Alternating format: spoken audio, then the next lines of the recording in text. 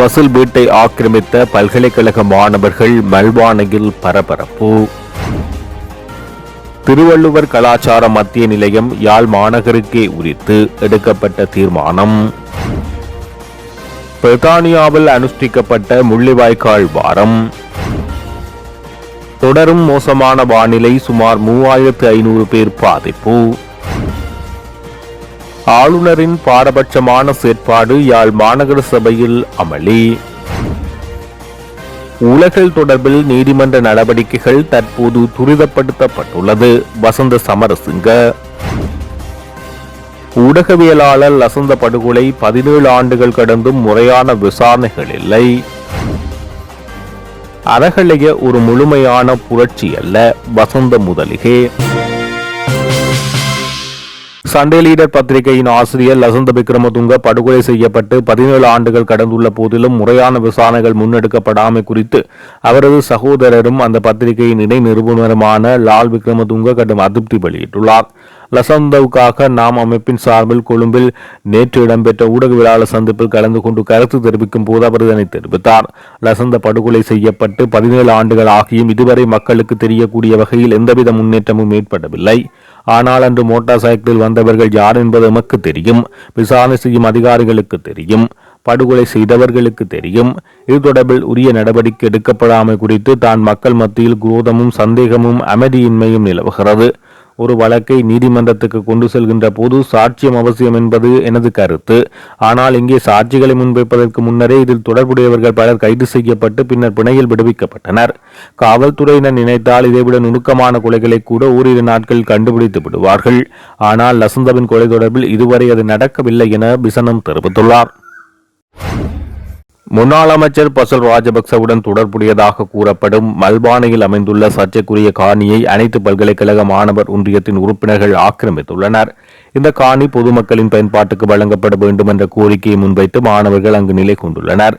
இந்த சொத்து முன்னர் உரிமையாளர் அற்றது என வர்ணிக்கப்பட்டு பின்னர் அரசால் பொறுப்பேற்கப்பட்டது என மாணவ செயற்பாட்டாளர்கள் தெரிவித்துள்ளனர். பல்கலைக்கழகங்கள் கடும் இட நெருக்கடி மற்றும் உட்கட்டமைப்பு வசதி குறைபாடுகள் எதிர்கொள்ளும் நிலையில் இவ்வாறான பெறுமதியான அரச காணிகளை அவற்றுக்கு ஒதுக்குமாறு அவர்கள் கோரிக்கை விடுத்துள்ளனர். ஊழல் மூலம் பெறப்பட்ட சொத்துக்களை மீட்டு மக்களிடம் ஒப்படைப்பதாக கூறி ஆட்சிக்கு வந்த அரசாங்கம் இதுவரை அர்த்தமுள்ள இந்த நடவடிக்கையும் எடுக்கவில்லை என மாணவர்கள் குற்றம் சுமத்தியுள்ளனர். அதிகாரிகளிடமிருந்து முறையான பதில் கிடைக்கும் வரை குறித்த சொத்தை ஆக்கிரமிக்கும் நேரடி போராட்டத்தை ஆரம்பித்துள்ளதாக IUSF தெரிவித்துள்ளது. வடமராட்சி கிழக்கு மருதங்கேணி பிரதேச செயலகத்துக்கு முன்னால் முள்ளிவாய்க்கால் நினைவேந்தல் நடாத்தப்பட்டது. குறித்த நினைவேந்தல் யாழ்ப்பாணம் வடமராட்சி கிழக்கு இளைஞர்களின் ஏற்பாட்டில் நேற்றைய தினம் இடம்பெற்றது. நினைவேந்தலில் பொது ஈகைச்சுடர் ஏற்றப்பட்டு இனப்படுகொலை செய்யப்பட்ட மக்களுக்காகவும் மாவீரர்களுக்காகவும் 2 நிமிடங்கள் அகவணக்கம் செலுத்தப்பட்டது. இதனைத் தொடர்ந்து அங்கு முள்ளிவாய்க்கால் வாரத்தின் 3வது நாளாக நினைவுபடுத்தும் விதமாக முள்ளிவாய்க்கால் உப்புக்கஞ்சி வழங்கும் நிகழ்வு இடம்பெற்றது. குறித்த நிகழ்வில் வடமராட்சி கிழக்கு இளைஞர்கள், சமூக செயற்பாட்டாளர்கள், பருத்தித்துறை நகர பிரதேச சபை உறுப்பினர்கள், பொதுமக்கள் என பலரும் கலந்து கொண்டனர். முள்ளிவாய்க்கால் என அழைப்பின் 17 ஆண்டுகள் கடந்துள்ள நிலையில் முள்ளிவாய்க்கால் வாரத்தின் 2வது நாளான நேற்று முன்தினம் பிரித்தானியாவின் சவுத் ஓல் பகுதியில் முள்ளிவாய்க்கால் கஞ்சி வழங்கும் நிகழ்வு நாடு கடந்த தமிழீழ அரசாங்கத்தின் ஏற்பாட்டில் முன்னெடுக்கப்பட்டது. இந்த நிகழ்வில் தமிழ் மக்கள், இளைஞர்கள் மற்றும் பொதுமக்கள் என பலர் கலந்து கொண்டனர். முள்ளிவாய்க்கால் இனப்படுகொலையின் இறுதிக்கட்டத்தில் தமிழீழ மக்களுக்கு உணவாக வழங்கப்பட்ட முள்ளிவாய்க்கால் கஞ்சியின் வரலாறும் அதன் மனிதாபிமான பின்னணியும் இந்த நிகழ்வின் மூலம் நினைவு கூறப்பட்டது. மேலும் முள்ளிவாய்க்கால் கஞ்சியின் வரலாற்று பின்னணி மற்றும் அதன் உன்னதத்தை அடுத்த தலைமுறைக்கும் வேற்றின மக்களுக்கும் எடுத்துரைக்கும் வகையில் விளக்க தகவல்கள் அடங்கிய துண்டு பிரசுரங்களும் பொதுமக்களிடம் வழங்கப்பட்டது. இந்த நிகழ்வு முள்ளிவாய்க்கால் நினைவுகளை உயிர்ப்புடன் பேணி காக்கும் நோக்கில் தமிழீழ மக்களின் நீதிக்கான குரலை உலக மக்களிடம் கொண்டு செல்லும் முயற்சியாகவும் அமைந்துள்ளதாக தெரிவிக்கப்பட்டுள்ளது. யாழ்ப்பாணத்தில் இடம்பெற்ற பாடசாலை நிகழ்வுகளுக்கு மாநகர வரி குறைப்பை வழங்குவதற்கு மாநகர சபை தீர்மானம் நிறைவேற்றிய போதும் வடமாகாண ஆளுநர் நாகலிங்கம் வேதநாயகன் அதனை வழங்க முடியாது என நிராகரித்துள்ளதாக யாழ் மாநகர சபையில் வாத பிரதிவாதங்கள் இடம்பெற்றது. நேற்று வியாழக்கிழமை யாழ் மாநகர சபை மாதாந்த அமர்வு முதல்வர் மதிவதனி தலைமையில் இடம்பெற்ற நிலையில் இவ்வாறு வாத பிரதிவாதம் இடம்பெற்றது. அமர்வில் தமிழ் தேசிய மக்கள் முன்னணியின் உறுப்பினர் ஒருவர் யாழ் மத்திய கல்லூரி மற்றும் பரியோவான் கல்லூரிகள் பங்கு பற்றிய பெரும் துடுப்பாட்ட போட்டி, யாழ் இந்து கல்லூரி ஏற்பாடு செய்த இசை நிகழ்வு மற்றும் யாழ் மருத்துவபீடம் ஏற்பாடு செய்த இசை நிகழ்ச்சி ஆகியவற்றுக்கு மாநகர சபையால் அறவிடப்படும் வரியை குறைக்குமாறு கோரிக்கை முன்வைக்கப்பட்டது. இதற்காக சபையில் வாத பிரதிவாதங்கள் இடம்பெற்ற நிலையில் அதனை குறைப்பதற்கு சபை தீர்மானம் எடுக்கப்பட்ட நிலையில் வடமாகாண ஆளுநர் இவ்வாறு வழங்க முடியாது, சபையின் வருமானத்தை குறைப்பதை அனுபவிக்க முடியாது அனுமதி தரவில்லை. ஆனால் யாழ் துரையப்பா விளையாட்டரங்கில் இராணுவத்தினரால் ஏற்பாடு செய்த புதுவட நிகழ்வுக்கு மைதான குத்தகையை மாநகர சபைக்கு வழங்காது ஆளுநர் தன்னிச்சையாக அனுமதியை வழங்கியுள்ளார். மக்கள் பிரதிநிதிகளை கொண்ட மாநகர சபை தீர்மானங்களை மீறி வடமாகாண ஆளுநர் அரசாங்கத்தின் எடுபடியாக சபைக்கு கிடைக்க வேண்டிய வருமானத்தை இல்லாமல் செய்ததை ஏற்க முடியாது என தெரிவிக்கப்பட்டுள்ளது. தற்போது நிலவும் மோசமான வானிலையை கருத்தில் கொண்டு ஹட்டன் கல்வி வலயத்தில் உள்ள பாடசாலைகள் இன்று சிறப்பு விடுமுறை அறிவிக்கப்பட்டுள்ளது. மத்திய மாகாண கல்வி பணிப்பாளரின் அறிவுறுத்தல்களின் பேரில் ஹட்டன் வலய கல்வி அலுவலகம் இந்த முடிவை எடுத்துள்ளது. அதன்படி ஹட்டன் கல்வி வலயத்தில் உள்ள அனைத்து பாடசாலைகளும் இன்று விடுமுறையாக அறிவிக்குமாறு அங்குள்ள அனைத்து அதிபர்களுக்கும் தெரிவிக்கப்பட்டுள்ளது. மேலும் ஏனைய தேவைகளுக்காக இன்று பாடசாலைகளுக்கு அழைப்பதை தவிர்க்குமாறு ஆசிரியர்களுக்கும் மாணவர்களுக்கும் அறிவுறுத்தப்பட்டுள்ளது. இலங்கையில் முன்னெடுக்கப்பட்ட அறகலை என்பது ஒரு முழுமையான புரட்சி அல்ல, அது ஒரு மக்கள் எழுச்சியாகவே வரவிலக்கணப்படுத்த வேண்டும்.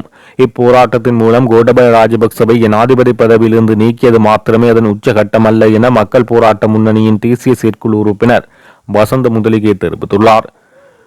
போராட்டம் என்ற சொல்லுக்கு உலக அளவில் பல்வேறு வரைவிலக்கணங்கள் உள்ளது. சூழ்ச்சிகள் மூலம் அதிகாரத்தை கைப்பற்றுவது அல்லது இராணுவ சதித்திட்டங்கள் கூட ஒரு வகை போராட்டங்களாக பார்க்கப்படுகிறது.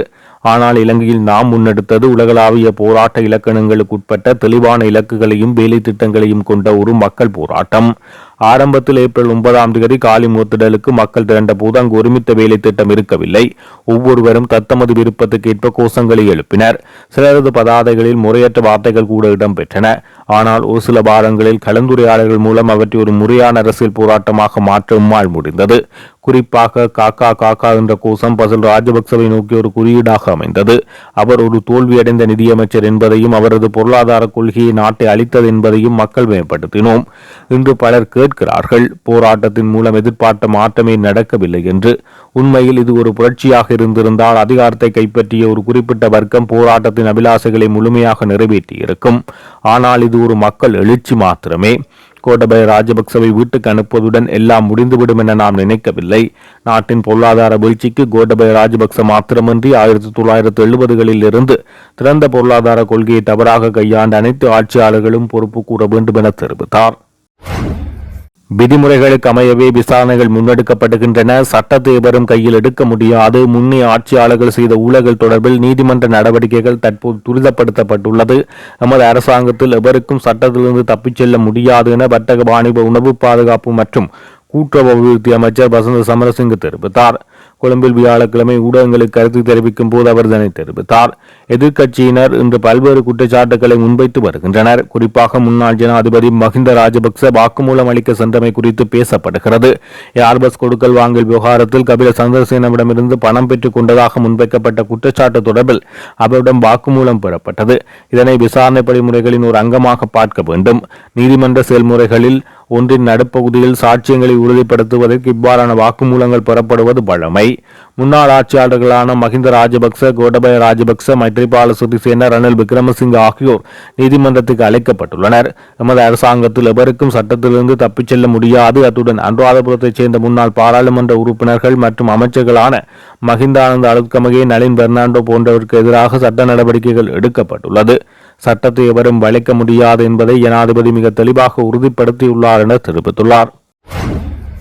மோசமான வானிலை காரணமாக நாட்டின் பல மாவட்டங்களில் மக்கள் கடுமையாக பாதிக்கப்பட்டுள்ளதாகவும் தற்போது 1113 குடும்பங்களைச் சேர்ந்த 3475 பேர் பாதிக்கப்பட்டுள்ளதாக பேரிடர் மேலாண்மை மையம் தெரிவித்துள்ளது. நேற்று பேரிடர் மேலாண்மை மையம் வெளியிட்ட அறிக்கையின்படி மட்டக்களப்பு, கோர்லைப்பற்று தெற்கு பிரதேச செயலக பிரிவில் இந்த மோசமான வானிலை காரணமாக ஒரு பேரிடர் உயிரிழப்பு பதிவாகியுள்ளது. 7 மாவட்டங்களில் உள்ள 35 பிரதேச செயலக பிரிவுகளில் மக்கள் பாதிக்கப்பட்டுள்ளதாகவும் 489 குடும்பங்களைச் சேர்ந்த 1310 பேர் 8 பாதுகாப்பான இடங்களில் தடுத்து வைக்கப்பட்டுள்ளதாக தெரிவிக்கப்பட்டுள்ளது. மேலும் 88 வீடுகள் பகுதியளவு சேதமடைந்துள்ளதாக தெரிவிக்கப்பட்டுள்ளது. பேரிடர் மேலாண்மை மையத்தின்படி புத்தளம் மாவட்டம் மோசமான வானிலையால் கடுமையாக பாதிக்கப்பட்டுள்ளது. அங்கு மட்டும் 474 குடும்பங்களைச் சேர்ந்த 1264 பேர் பாதிக்கப்பட்டுள்ளனர். இதேவேளை நீர்ப்பாசன திணைக்களத்தின் கட்டுப்பாட்டில் உள்ள 19 பிரதான நீர்த்தேக்கங்களும் 19 நடுத்தர நீர்த்தேக்கங்களும் தற்போது நீரை வெளியேற்றி வருவதாக திணைக்களம் தெரிவித்துள்ளது. இந்த நிலைமை நேற்று பிற்பகல் 3 மணியளவில் பதிவாகியுள்ளதாக நீர்ப்பாசன பணிப்பாளர் நீர் முகாமைத்துவ பொறியியலாளர் HMPST ஹேரத் தெரிவித்துள்ளார். யாழ் திருவள்ளுவர் கலாச்சார மத்திய நிலையத்தின் முழுமையான நிர்வாக அதிகாரம் மாநகர சபையிடமே இருக்க வேண்டும் என முன்னாள் முதல்வர் ஜோகேஸ்வரி பட்குணராஜா வலியுறுத்தினார். யாழ் மாநகர சபையின் முதலீடுகளும் சொத்துக்களும் மாநகர சபைக்கு உரித்தானதாக இருக்க வேண்டுமே தவிர அதை வேறெவரும் ஆளுகை செய்ய முடியாது என குறிப்பிட்டார்.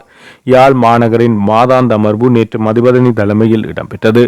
அமர்வில் பல்வேறு விடயங்கள் ஆராயப்பட்ட நிலையில் யாழ் திருவள்ளுவர் கலாச்சார மத்திய நிலையம் தொடர்பில் மத்திய அரசால் உருவாக்கப்பட்ட நம்பிக்கை நிதியம் தொடர்பில் அதிருப்தி வெளியிட்டு முன்மொழிவு ஒன்றை யோகேஸ்வரி பிரஸ்தாபித்தார்.